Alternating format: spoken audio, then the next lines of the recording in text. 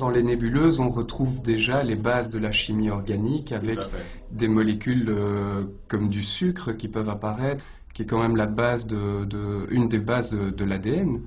Tout à fait, tout à fait. Non, il y a eu c'était une grande surprise d'ailleurs dans les années 60, 70. Les radioastronomes donc ont détecté ce genre de molécules qui sont formées d'ailleurs à des éléments lourds les plus abondants dans l'univers, donc le carbone, l'azote, l'oxygène. Vous voyez ces combinaisons comme ça.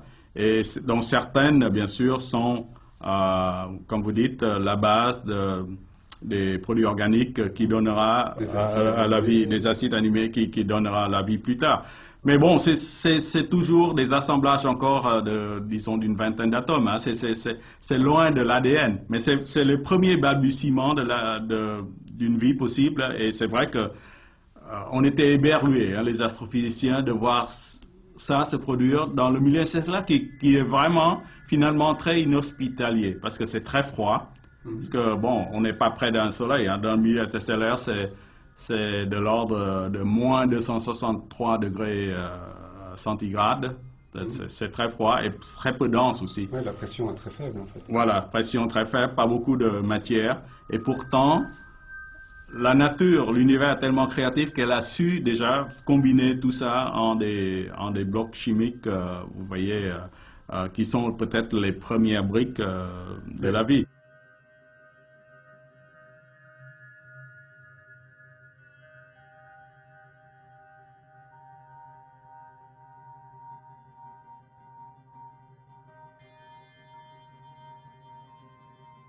Vous savez, il y a encore deux grands mystères en science. C'est comment, justement, ces poussières d'étoiles inanimées se sont assemblées pour donner la vie, pour donner l'animé. Ça, on ne sait pas. Le passage de l'inanimé, on n'a jamais pu fabriquer la vie dans des éprouvettes en laboratoire. Et puis, comment cette vie est devenue consciente, on ne sait pas. Ce sont deux grands pas qui est encore très, très mystérieuse et qu'on ne sait pas. Il y a des Mais théories qui disent qu'il y a des virus et même peut-être des bactéries dans l'espace. oui, Mais oui, c'est pas confirmé tout ça. Hein. Ce sont des théories pour l'instant. Moi, je dirais ce qui est sûr astronomiquement, c'est la présence des molécules interstellaires dont on a parlé, la présence des acides aminés dans les météorites qui viennent de l'espace, donc qui sont nés en même temps que le système solaire il y a 4,5 milliards d'années.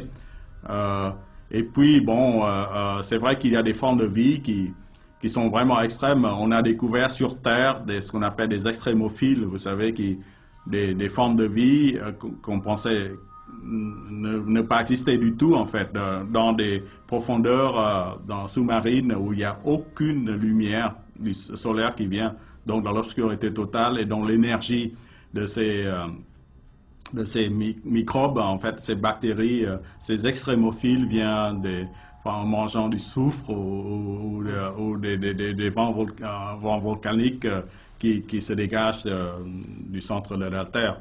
Donc, quand même, on voit que la nature a été très créative hein, pour inventer la vie, en fait.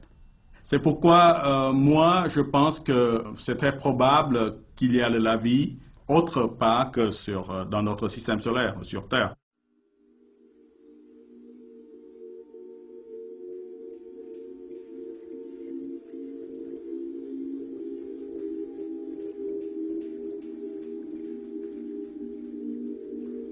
On sait qu'il y a beaucoup d'indices qu'il y a eu de l'eau courante sur Mars, des lacs, de la pluie, etc., dans le passé de Mars, il y a quelques milliards d'années.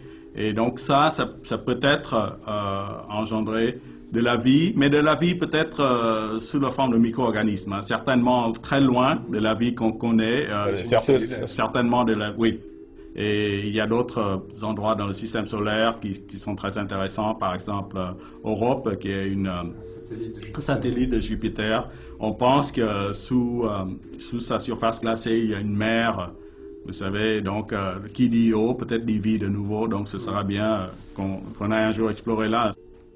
Peut-être la nature est très inventive, très créative, qu'elle trouve d'autres solutions aussi sans eau, hein, mais pour l'instant, on regarde d'abord les endroits dans le système solaire où il y a de l'eau.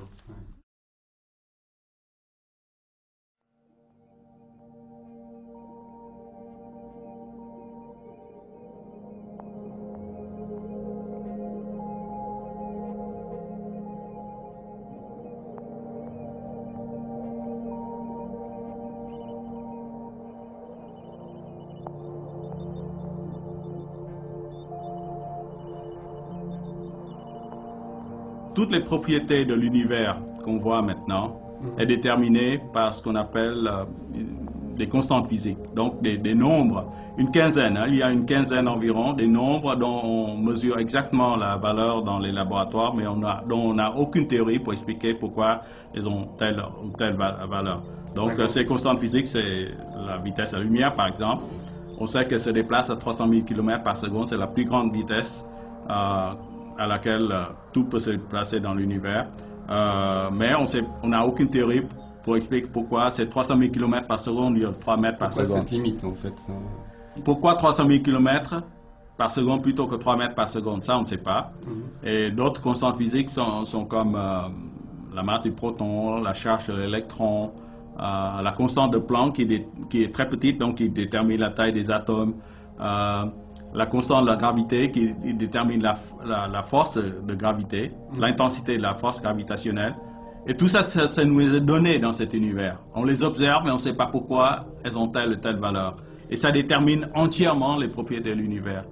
Par exemple, notre poids, notre hauteur, la couleur de ces fleurs, la taille de la plus haute montagne sur Terre, l'Himalaya par exemple, la taille de la Terre, tout ça, ce sont les constantes physiques qui déterminent tout ça. Et on s'est aperçu que ces constantes physiques ont été réglées de façon extrêmement précise pour que la vie apparaisse.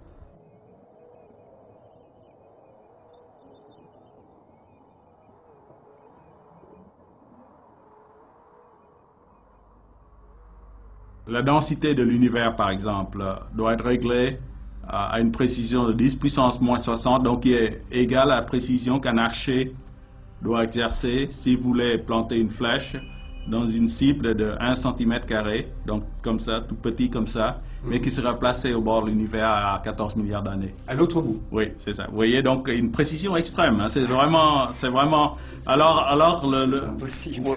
donc la question, est-ce qu'il y a un principe créateur, quelque chose qui règle les choses dès le début, ou, donc ça c'est la nécessité, ou c'est le pur hasard. Mais le pur hasard, quand il y a une probabilité si faible pour que ça aboutisse, il faut donc faire l'hypothèse qu'il y a une infinité d'univers.